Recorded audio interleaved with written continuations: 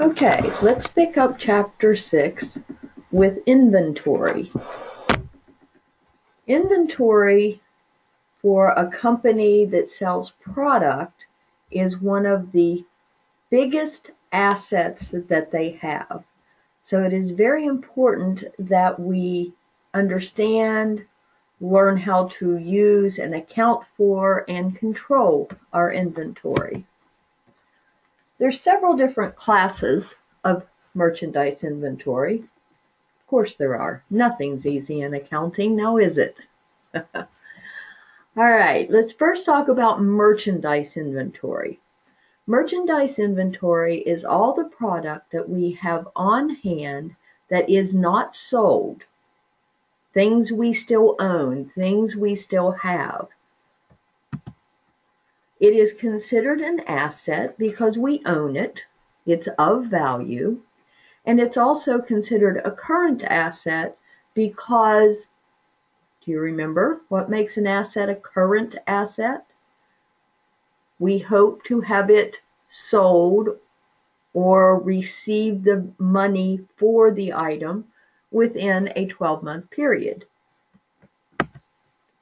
And if the inventory is sold, or when, I would say, if it's an if, we probably shouldn't be in business, but when the inventory is sold, it transfers from the balance sheet as an asset to the profit and loss statement under a new account title called Cost of Merchandise Sold or Cost of Goods Sold.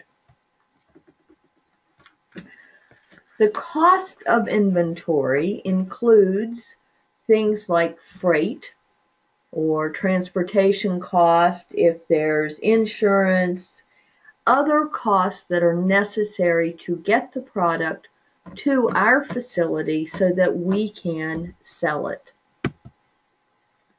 This slide gives you an idea of how important and how big of a piece of the asset puzzle inventory can be.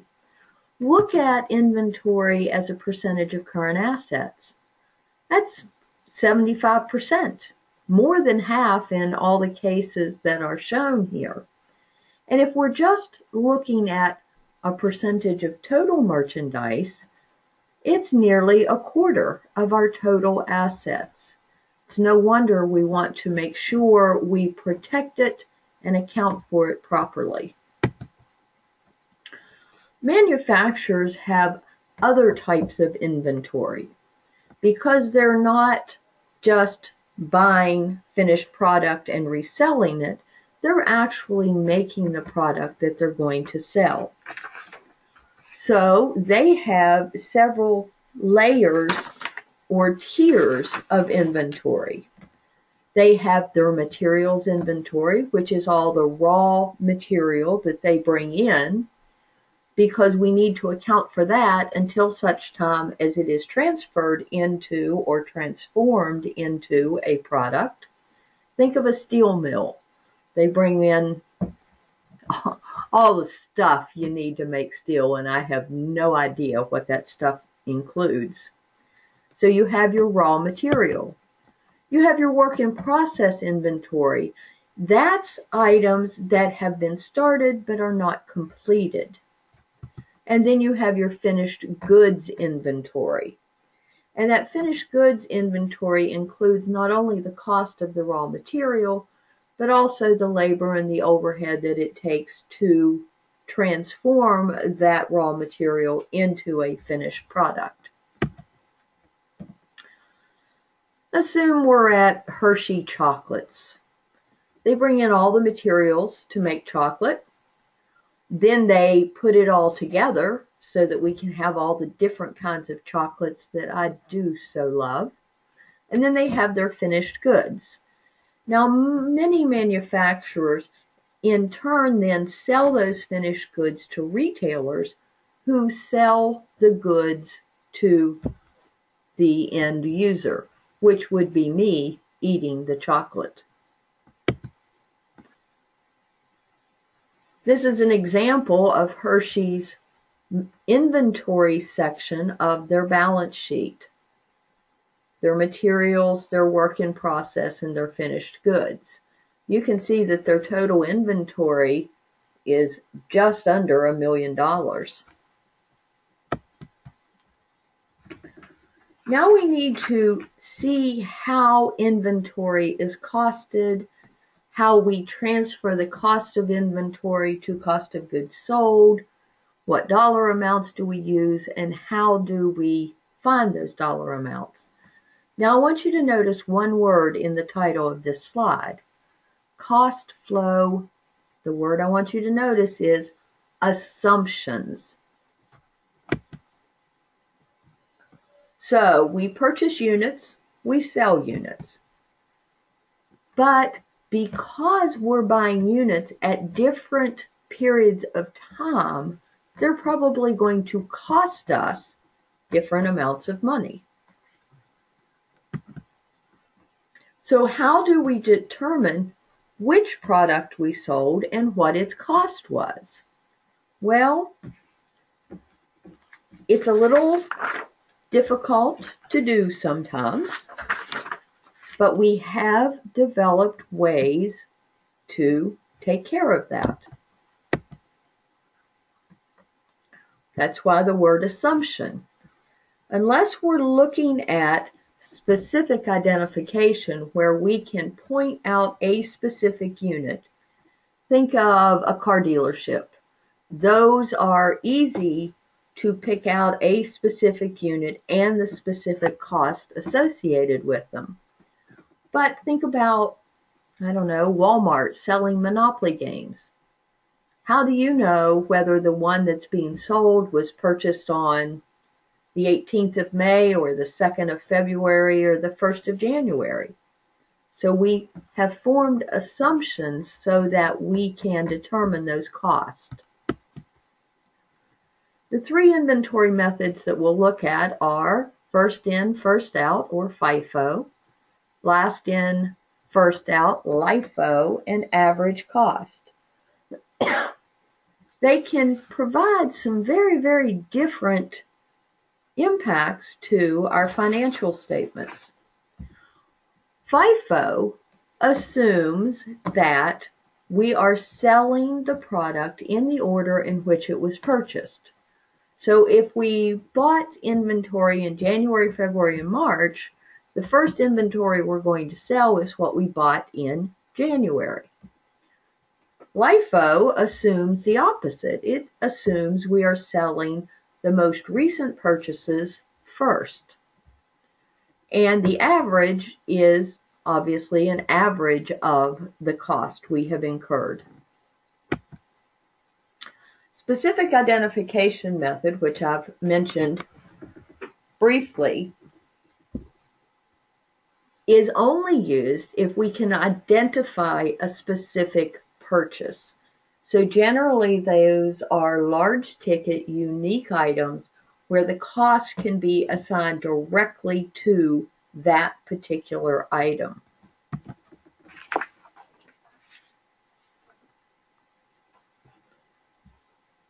And this is only really practical if there's an identification number, your VIN on your auto or something of that nature.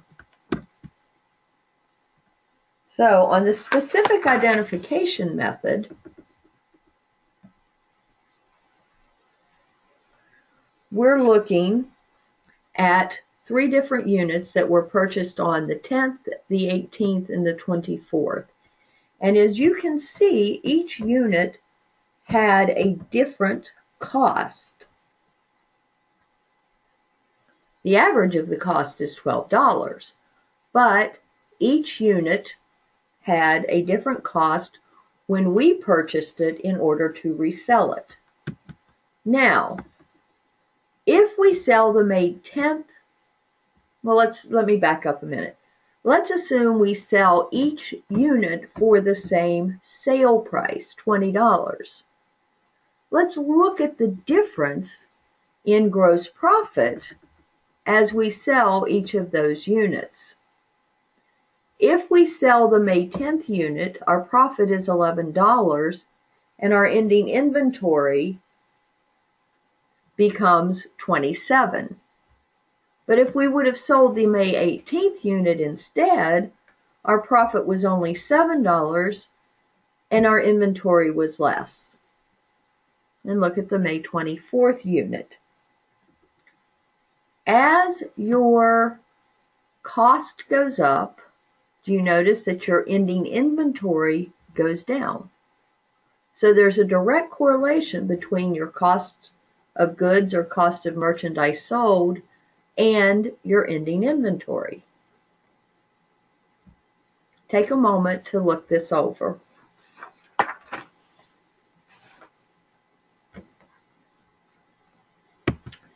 Next, let's look at first in, first out, or FIFO.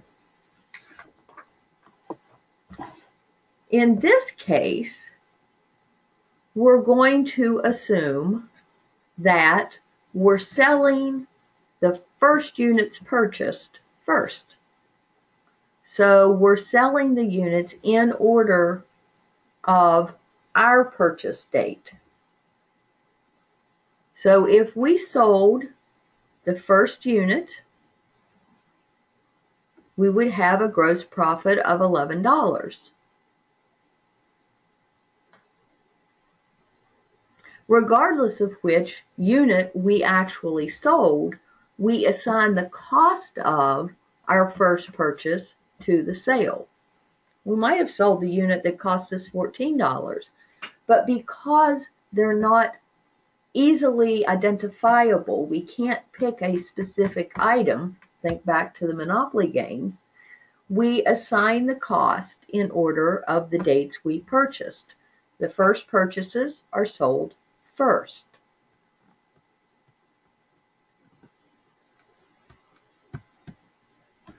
LIFO method assumes the opposite. It assumes that we sell the most recent purchase first. Again, regardless of which one we actually sold, the assumption is we're selling our most recent purchase first. So in this case, our sale would be of the one that was $14, that was purchased on May 24th.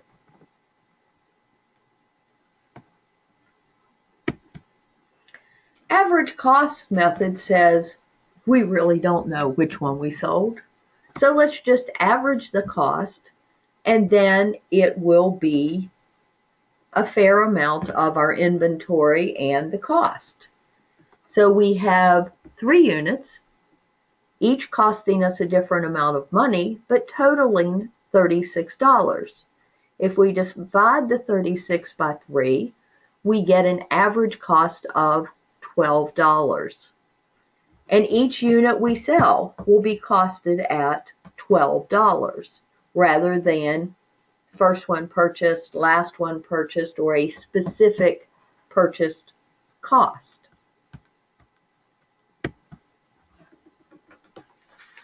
Now, how do we use these costing methods, or how does business use these costing method? As you can see, FIFO is used by most companies because the assumption always is you sell the product that you purchase first. Now, I always laugh when I do this. I'm sure most of you are familiar with Trader Horns. I've often wondered how often they rotate their inventory to make sure the old stuff is at the front of the shelf. Have you ever gone in there and dug back and you can find something further back that's got a lower price than the stuff out front? Okay. With FIFO, the assumption is you're always rotating your inventory, making sure the oldest product is used first. Now, let's look at these 3 methods together. With FIFO, in a time of rising prices, you're going to have a lower cost of goods sold and a higher inventory. And it's going to be more correct as far as judging replacement cost on your inventory. LIFO, the opposite, higher cost of goods sold, lower inventory, and the average is in the middle. Obviously, in a time of falling prices, the opposite would be in effect.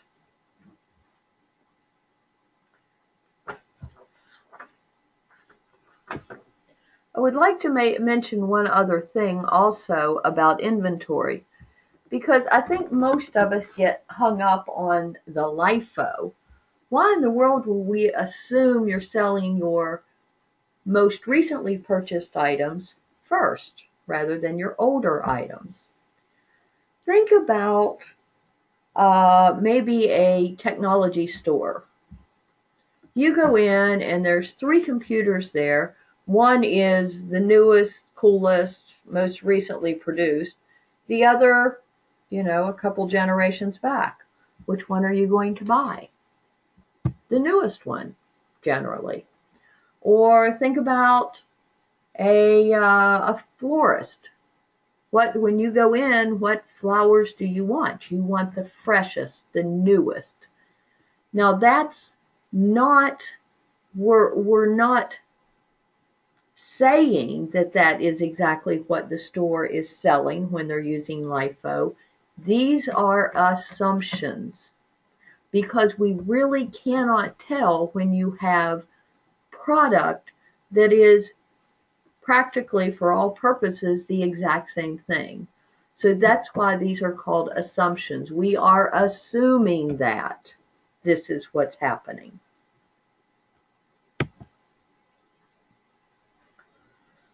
Now, I'm going to ask you to think back to the first part of this lecture, and let's talk about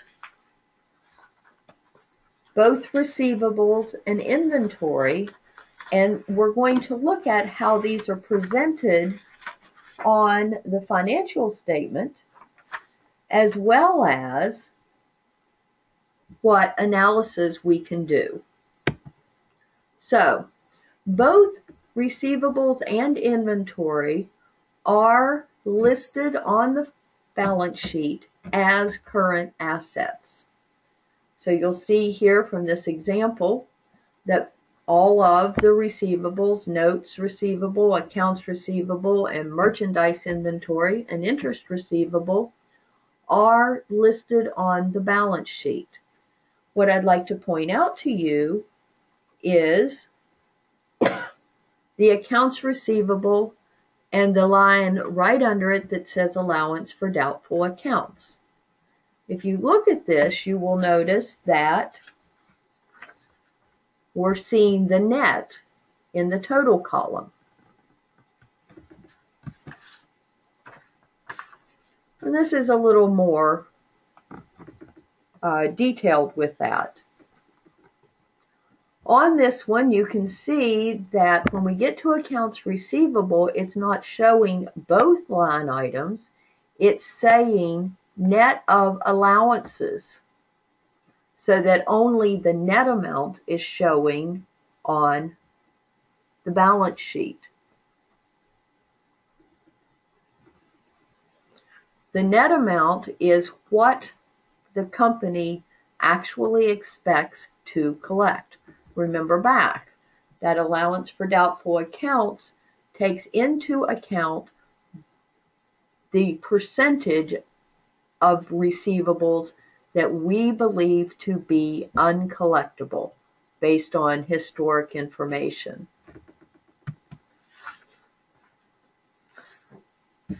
Now with inventory, we also show the method that we have determined the cost on the balance sheet as part of that line item. So we have 2 methods of valuing our inventory. Now think back when we were talking about LIFO, FIFO, average cost, and specific identification, we were talking about costing items that we have sold. Now we're going to talk about valuing our inventory. So we can value it at either net realizable value, or the lower of cost or market. Okay, if we have accounted for every item that we've sold, why in the world wouldn't our inventory be correct? Well, we all know that theft is a problem for any retail store, and we have yet to be able to get those thieves to scan their items as they're taking it out of the store so that our inventory is always correct. And there's always spoilage and damage, those sorts of things. So we need to value our inventory based on these items. Plus, when you're looking at your inventory, you've always got to take into account inflation or other economic factors. So, valuation at net realizable value. We're going to report our damaged inventory at the value we believe we can get from it in its damaged state. So, the net realizable value is what we believe the selling price could be, less the cost of disposal. This includes any selling expenses, those sorts of things.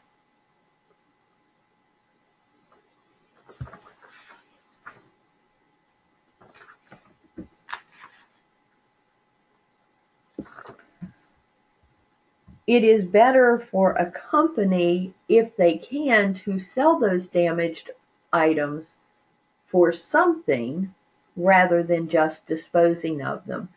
And sometimes that sale can be to a junkyard for salvage value. It depends on the item and what actually we can do with it.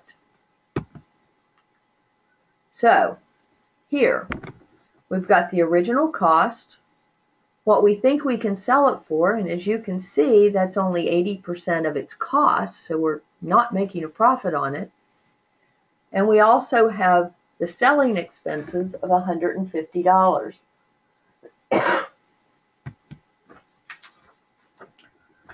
So when we are working on our inventory valuation, we need to reduce the cost of this item to $650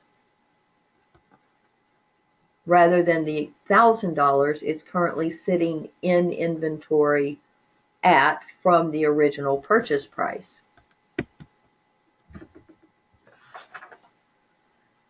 Now there's also the lower of cost or market. This is looking at the bigger picture, looking at what we actually paid for the item in the beginning or what its market value is now. And we want to take the lower of those items, because if we paid $100 for an item when we purchased it, but now the market is only $80, our inventory is too high. And remember, we're looking to present financial statements that are accurate. And if we present our inventory at the higher amount, we are overstating our inventory. So we can apply this valuation method one of three ways.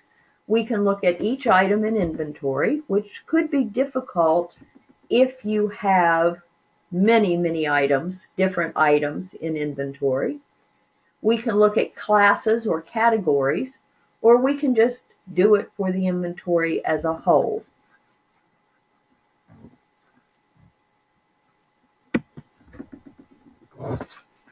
So looking at the lower of cost or market, we would look at, as shown in this slide, item A. We have $400 on hand. We originally paid $10.25 for it. Its current market price, what we would buy it for, is $9.50. So as we can see, if we multiply it out, 400 times the $10.25, our original cost was $4,100. The current market cost would be $3,800. We want to use the lower of those two items, so we'll use the $3,800. And in this case, we're doing it for each class of item. And as you can see, our inventory at cost is higher by not quite $400 than it would be using the lower of cost or market valuation. Now let's look at some other analysis. It is important that a company knows how rapidly they're collecting their receivables or how rapidly they're turning their inventory over. If I have product that's sitting for extended periods of time, it's a problem. If I have receivables that have a 30-day term, but I'm only collecting in 60, I have a problem. Now, all of these analyses that we're going to be looking at have to be taken in context with the industry. So you want to also look at industry averages. If I have large ticket items, let's say I have a car dealership that sells Rolls Royces, and you have a car dealership that sells Fords. Now, I drive a Ford, so I like Fords. The turnover of the Ford inventory is going to be much more rapid than the turnover of the Rolls-Royce inventory. So you cannot compare one to the other and assume one is good and one is bad. You take the analysis and the turnover rates based on the industry and the specific item. So accounts receivable turnover ratio. Net sales divided by your average accounts receivable.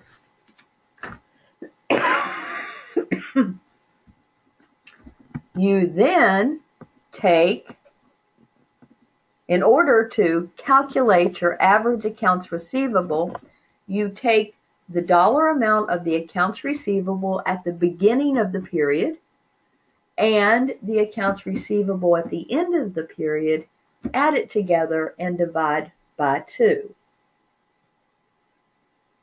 So let's look at an example. So Wolf Custom Furniture Company had net sales of $18,750,000. Their beginning receivables were $1.2 million and their ending were $1.8 million. So the first thing we want to do is put our formula together. So our portion, our top number, is going to be the $18,750,000, our net sales, and we're going to divide that by the average receivables. So let's calculate the average receivables.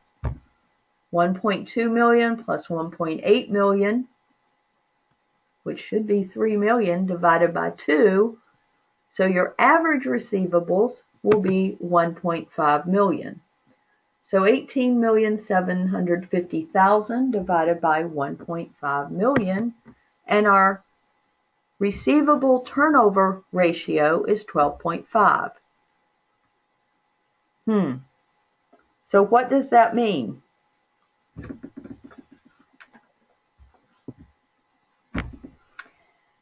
That means that the company is converting its accounts receivable into cash 12.5 times a year, which is actually pretty good. They're a little better on track than a 30-day term. So that's pretty good. But thinking about that might be a little difficult. What do we really want to know? How many days does it take us to collect?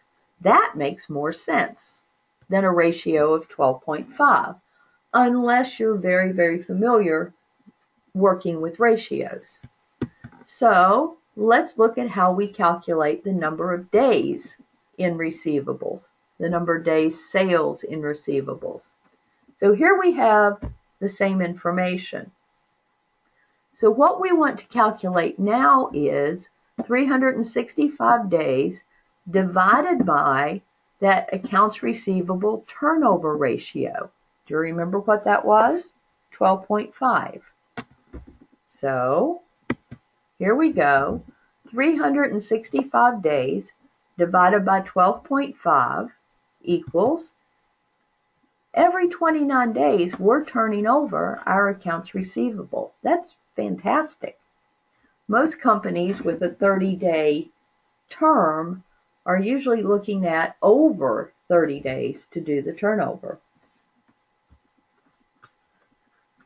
So in order to calculate the number of days, you have to first calculate the turnover ratio. Now let's look at inventory turnover ratio, because how fast our inventory turns over tells us some very important information. So we're going to take cost of merchandise sold and divide it by our average inventory.